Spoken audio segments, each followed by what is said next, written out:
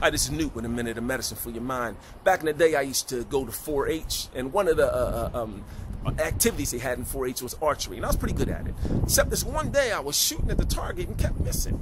So the instructor came over to me and said, you know, you're usually pretty good. What's going on? I was like, I don't know. So he said, well, let me shoot. Let me see. So I shot, and he said, your form's okay. Let me see that arrow. So he looked at the arrow. He pulled it out, and he began to look down the arrow and began to twist it and roll it. And he saw that the point was crooked, so he fixed the point. Then he played with the feathers on the back of the arrow to make sure they were evenly spaced and attached correctly. Then he said, here, try it again. So I shot with that very same arrow and hit the target. What's the point I'm trying to make? Listen, we as parents, we have children. Our children are arrows out of our bow. We point the direction they need to go, but we need to make sure they're maintained and crafted properly. We need to make sure that their shaft is strong, and they're growing up physically, mentally, spiritually strong, and able to withstand and go through the elements from which they're going to be shot.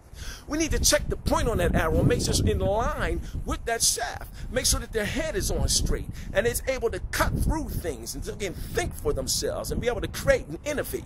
We need to brush those feathers on the back of that arrow because that's their values. That's their principles. That's the things from which they operate, their character. We need to make sure that as that shoots through the wind, that they're able to, you know, negotiate the wind and negotiate the storms that they're going to be shooting through so they can hit their mark. What's the point I'm trying to make? I don't care whether you're a child trying to find your way, whether you're adult with children or adult without children. It's our responsibility for each and every arrow around us to pour something into them, to make sure that they're properly crafted. If not, then they're going to miss their mark. And if they miss their mark, we miss our mark. This is Newt with a minute of medicine for your mind.